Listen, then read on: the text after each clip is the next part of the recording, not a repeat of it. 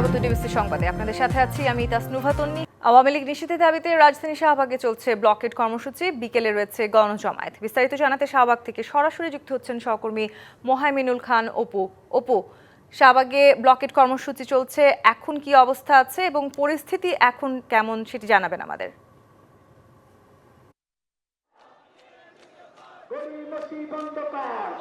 তন্নি, শাহবাগে যে আওয়ামী লীগ নিষিদ্ধের দাবিতে যে বিক্ষোভ চলছে সেই বিক্ষোভটি সকাল থেকে এখন পর্যন্ত কিন্তু অব্যাহত আছে। ঠিক 1 ঘন্টা পরে এই শাহবাগ মোড়েই কিন্তু সমাবেশ অনুষ্ঠিত হওয়ার কথা রয়েছে। তবে এখন থেকে আমরা সকাল থেকে যে পরিস্থিতি এখানে দেখতে পেয়েছি লোক সমাগম, এখন কিন্তু লোক সমাগম আস্তে আস্তে বাড়তে শুরু করেছে। আমরা কিছুক্ষণ আগে কয়েকটি মিছিল কিন্তু এই শাহবাগ মোড়ে আসতে দেখেছি। এখানে বাংলাদেশ জামায়াতে ইসলাম, বাংলাদেশ ইসলামী আন্দোলন, বাংলাদেশ খেলাফতে মজলিস, বাংলাদেশ খেলাফতে মজলিস ইসলামী ঐক্যজোট সহ অন্যান্য যে সকল ইসলামী দলগুলো রয়েছে তারাই কিন্তু মূলত সকাল থেকে এই শাহবাগ মোড়ে এসে অবস্থান করে তারা নানান ধরনের স্লোগানে মুখরিত করে রেখেছেন এখানে শাহবাগ ঠিক মোড়ে। এখানে যদি আমি নিরাপত্তার কথাটা বলি তন্নি আপনাকে, যে সকাল থেকে আমরা যে নিরাপত্তা দেখেছি তার থেকে কিন্তু কিছুটা বাড়ানো হয়েছে। তবে গতকাল প্রশাসনের যে তৎপরতা ছিল, আমরা যেখানে দেখেছি যে সেনাবাহিনী, র্যাব, পুলিশ মোতায়েন করা হয়েছিল, সেখানে কিন্তু আজকে আমরা শুধুমাত্র পুলিশ সদস্য এবং ব্যাটালিয়ন পুলিশ যারা রয়েছেন তারাই কিন্তু এই শাহবাগ মোড়ে রয়েছেন। তবে শান্তি সুশৃঙ্খলভাবেই কিন্তু আন্দোলনকারীরা আন্দোলন চালিয়ে যাচ্ছেন। তারা সুস্পষ্টভাবে বলছেন যে আওয়ামী লীগকে নিষিদ্ধের বিকল্প কোনো কিছুই তারা ভাবছেন না। যতক্ষণ পর্যন্ত আওয়ামী লীগকে নিষিদ্ধ করা না হবে ততক্ষণ পর্যন্ত তারা এই শাহবাগের মুখ ছাড়বেন না। এর আগে যদি একটু বলে রাখি যে গতকাল বিকেলে এনসিপির যে দক্ষিণ অঞ্চলের যে সদস্য হাসনাত আবদুল্লাহ, তিনি যেটি বলেছেন যে এই সরকার থেকে তারা আশ্বাস না পাওয়ার প্রেক্ষিতেই কিন্তু আন্দোলন থেকে তারা ব্লকেট কর্মসূচিতে এসেছেন। তবে গতকাল বিকাল 5টায় কিন্তু এই ব্লকেট কর্মসূচি এখন পর্যন্ত চলমান রয়েছে এবং 3টার সময় সমাবেশ অনুষ্ঠিত হবে এবং এনসিপির নেতৃবৃন্দ এখন পর্যন্ত কেউ এসে পৌঁছাননি। তবে তারা পৌঁছলেই কিন্তু তখন তাদের যে নেতাকর্মী রয়েছে তাদের উদ্দেশ্যে কথা বলবেন। পরবর্তী যে নির্দেশনা রয়েছে সেই নির্দেশনাগুলো কিন্তু তারা দিবেন। তবে হাসনাত আবদুল্লাহ স্পষ্ট করেই বলেছেন যে আওয়ামী লীগকে নিষিদ্ধ করা ছাড়া তারা এই সড়ক এবং রাজপথ ছেড়ে যাবেন না। তবে ধন্যবাদ অপু আপনাকে। বিএনপির 3 সহযোগী সংগঠন যুবদল, স্বেচ্ছাসেবক দল ও ছাত্র দলের উদ্যোগে আয়োজন করা হয়েছে তারুণ্যের সমাবেশ। চট্টগ্রামে পলো গ্রাউন্ড মাঠ সমাবেশ স্থলে সমাগম বাড়তে শুরু করেছে। কুমিল্লা ও চট্টগ্রাম বিভাগের বিপুল তরুণ যুবার সমাগম ঘটবে বলে আশা করা হচ্ছে। আনুষ্ঠানিক সমাবেশ শুরু হবে বেলা 3টায়। তারুণ্যের রাজনৈতিক অধিকার প্রতিষ্ঠার এই সমাবেশে প্রধান অতিথি হিসেবে থাকবেন বিএনপির মহাসচিব মির্জা ফখরুল ইসলাম আলমগীর। তরুণদের মধ্যে রাজনৈতিক বোধ জাগ্রত করা, তরুণ ভোটারদের আকৃষ্ট করা সহ সার্বিক উন্নয়নে বিভিন্ন বার্তা আসবে এই সমাবেশ থেকে। দর্শক, আরও জানাতে সমাবেশ স্থল থেকে যুক্ত হচ্ছেন সহকর্মী আনোয়ার হোসেন এবং সেই সাথে আমাদের সাথে চট্টগ্রাম থেকে যুক্ত হবেন আমাদের সহকর্মী মুজিবুল হক। আমরা শুরুতে যেতে চাই আনোয়ারের কাছে। আনোয়ার, সমাবেশের আনুষ্ঠানিকতা শুরু বেলা 3টায়, এখন আপনি শেষ মুহূর্তে প্রস্তুতি কেমন দেখছেন? লোক সমাগম কেমন?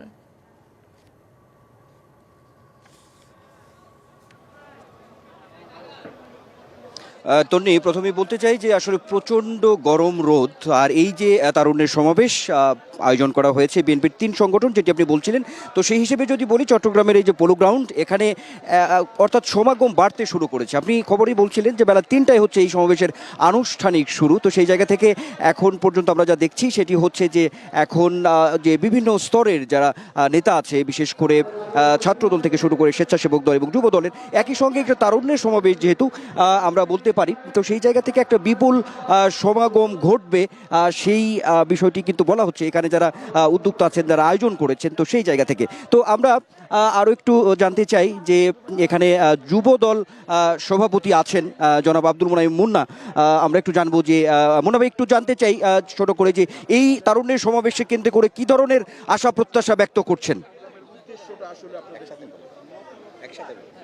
বাংলাদেশের তরুণদের ভোটের সংখ্যা কিন্তু, তরুণরা কিন্তু প্রচুর সংখ্যক ভোটার, প্রায় 4.5 কোটি তরুণ ভোটার। এই তরুণদের তারুণ্যকে প্রাধান্য দিয়ে বিএনপি ইতিমধ্যেই কিন্তু বাংলাদেশে বিভিন্ন কর্মশালা করেছে। তারই ধারাবাহিকতায় গতকালকে আপনারা দেখেছেন যে এই চট্টগ্রাম বিভাগ এবং কুমিল্লা বিভাগের সমন্বয়ে আমাদের এই যে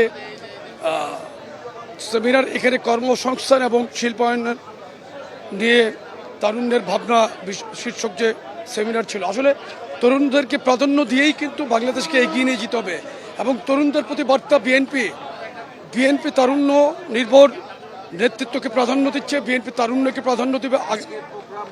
যে জন্য আয়োজন করছেন নিশ্চয়ই তনি আপনি শুনছিলেন যে এই যে তারুণের যে সমাবেশ সেই সমাবেশকে কেন্দ্র করে অর্থাৎ যারা এই আয়োজনটি করেছে তাদের মধ্যে থেকেও কিন্তু বলছিলেন। তো আমরা একটু ছোট করে জানতে চাই ছাত্র দলের সাধারণ সম্পাদক জনাব নাসিরুদ্দিন নাসিরের কাছে একটু ছোট করে জানতে চাই যে কেমন সমাগম হবে এই তারুণের সমাবেশ। আমরা বিশ্বাস করি এর আগেও আপনি জানেন যে খুনি হাসিনা যখন অবৈধভাবে রাষ্ট্র ক্ষমতায় ছিল তখনও আমরা এই ধরনের একই প্ল্যাটফর্মে তারুণ্যের সমাবেশ করেছিলাম। তখন পুলিশি বাধা উপেক্ষা করে সন্ত্রাসী ছাত্রলীগ, যুবলীগ, আওয়ামী লীগের সন্ত্রাসের রাজত্বকে ভেদ করেও আমাদের লক্ষ লক্ষ তরুণরা সমাবেশে তখন এসেছিল। এখন যেহেতু ইনশাল্লাহ একটি স্বাভাবিক সময়, আমরা আশা করতেছি যে আর কিছুক্ষণের মধ্যে আমাদের লক্ষ লক্ষ তরুণরা এই সমাবেশে উপস্থিত হবে। এটি শুধু বিএনপির নেতাকর্মীরা নয়, বরং জি দর্শক, এবার আমরা যেতে চাই আমাদের আরেক সহকর্মী মুজিবুল হকের কাছে। তিনি আছেন পলো গ্রাউন্ডের বাইরে। মুজিব, সমাগম কেমন দেখছেন আপনি? নেতাকর্মীরা আছেন, তারা কি বলছেন জানাবেন।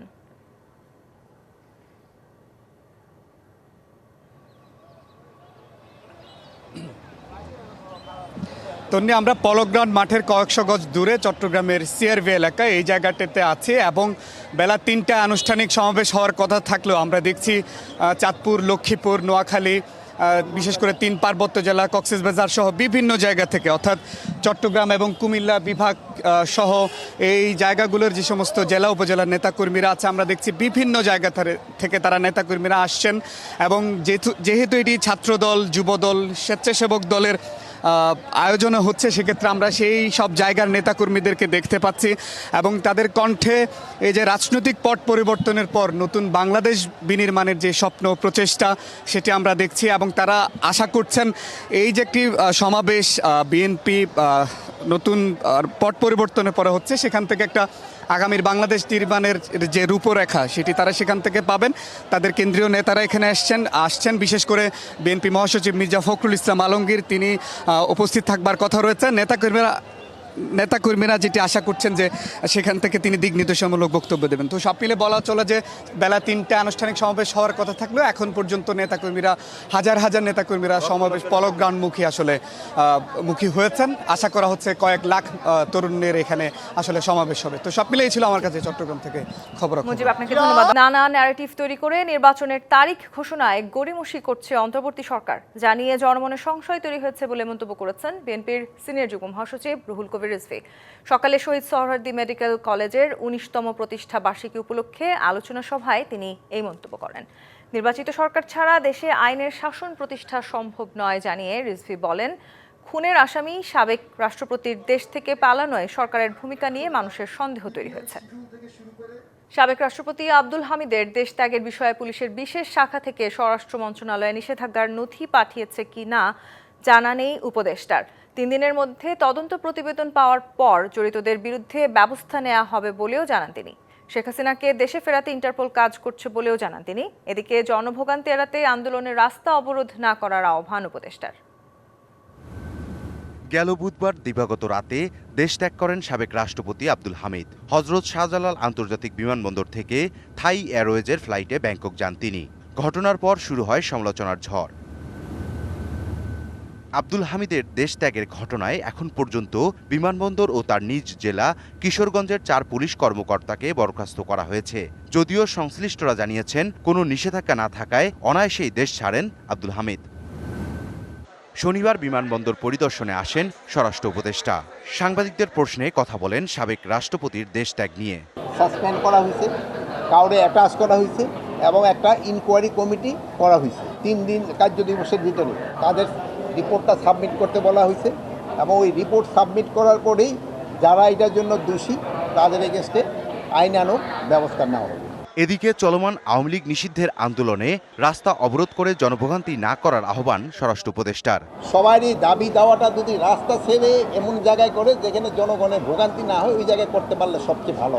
তাদের দাবি দাওয়াগুলি আমি অযৌক্তিক কারো বলবো না, তাদের যদি যৌক্তিক দাবি থাকে প্রপার জায়গায় করলে সবচেয়ে ভালো। এখন দেখছেন যে তারা কিন্তু প্রথমে এক জায়গায় যেখানে বলার পরে তারা কিন্তু শিফট করে গেছে অন্য জায়গায়। সাবেক প্রধানমন্ত্রী শেখ হাসিনাকে ফিরিয়ে আনতে ইন্টারপোল কাজ করছে বলে জানান স্বরাষ্ট্র উপদেষ্টা। ইন্টারপোলের মাধ্যমে আমরা তো চেষ্টা করতেছি, হয়তো তারা তাদের আইন কানুন মতো তারা ব্যবস্থা নেবে। ইকবাল অনিক, ডিবিসি নিউজ, ঢাকা। মুস্তাফা জামান আব্বাসী লোকসঙ্গীতের অনন্য গায়ক, মরমী সাধক। তার কণ্ঠে, কলমে আর সুরে যে বাংলাদেশ তা ফিরিয়ে নিয়ে যায় অতীতের শেকড়ে। জীবদ্দশায় নানা জাতীয় ও আন্তর্জাতিক সম্মাননা ও পুরস্কারে ভূষিত হয়েছেন তিনি, যার মধ্যে অন্যতম ২১ পদক। বাংলার মাটির গানের সম্রাট আব্বাস উদ্দিনের সন্তান মুস্তাফা জামান আব্বাসীর মৃত্যুতে শোকের ছায়া বিরাজ করছে সংস্কৃতি অঙ্গনে। নদী বাঁকা জানি, চাঁদ বাঁকা জানি, এই সুরে যিনি প্রাণ ফেলেছেন তিনি শুধু একজন শিল্পী নন, ছিলেন লোকগানের ধারক এবং বাহক। আমার হাড় কালা করলাম রে, হারে আমার দেহ কালা লাইগারি, আমার অন্তর কালা করলাম রে দুরন্ত পরবাসী। পূর্ব বাংলার লোকসঙ্গীতের পুরোধা আব্বাস উদ্দিন আহমেদের ছেলে মুস্তাফা জামান আব্বাসীর সঙ্গীত চর্চা শুরু পারিবারিক পরিবেশেই। সঙ্গীতে যেমন ছিল তার বিচরণ, তেমনি শিক্ষায়ও ছিল তার শৃঙ্খলাবদ্ধ যাত্রা। ও কি গাড়িয়াল ভাই,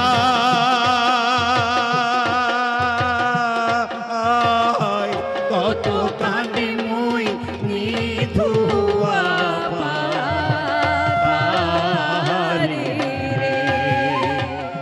1964 সালের সুতরাং চলচ্চিত্রে তার প্রথম প্লেব্যাক, যা হয়ে ওঠে প্রজন্মের আবেগ। উত্তরবঙ্গ পেরিয়ে তার কলম বন্দী করেছে ভাওয়াইয়া, ভাটিয়ালি, মারফতি, মুর্শিদি গানের হাজারো রূপ। মুস্তাফা জামান আব্বাসী নিজের জীবনকে সঙ্গীতের এক দীর্ঘ গবেষণায় উৎসর্গ করেছেন। তার সংগ্রহে ছিল কয়েক হাজার দুর্লভ লোকগান, করেছেন টেলিভিশন উপস্থাপনাও। মুসলমানদের জন্য এই 3টি রাত অত্যন্ত পবিত্র। তার কাজ, সংগ্রহ ও স্বপ্ন আমাদের জাতিগত ঐতিহ্যের অমূল্য সম্পদ। মুস্তাফা জামান আব্বাসীকে জানাই বিনম্র শ্রদ্ধা।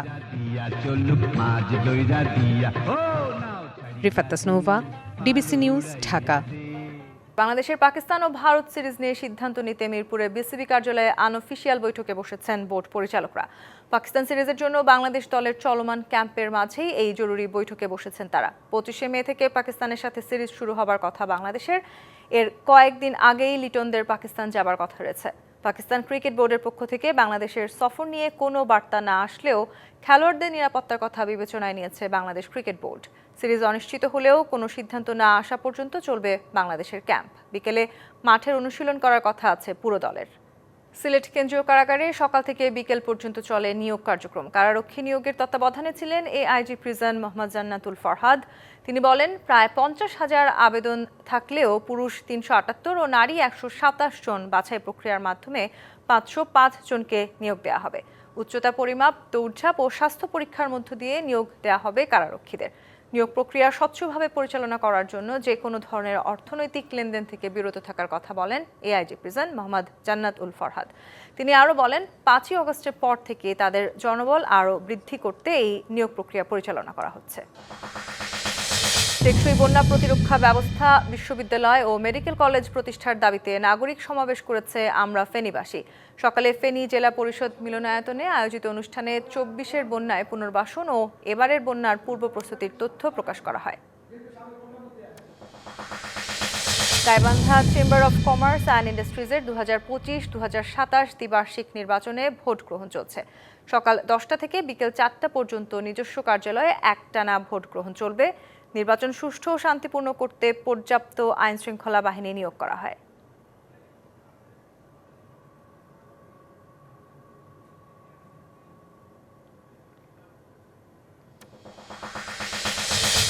গাজীপুর মহানগরীর মাস্টারবাড়ি এলাকায় নিরাপদ সড়কের দাবিতে মানববন্ধন ও অবস্থান কর্মসূচি পালন করেছে শিক্ষার্থী সিয়ামের সহপাঠী ও এলাকাবাসী। উত্তেজিত শিক্ষার্থীরা একটি তাকোয়া পরিবহনের বাস ভাঙচুর করে। এ সময় দোষীদের দ্রুত গ্রেপ্তার করে শাস্তির দাবি জানায় বক্তারা।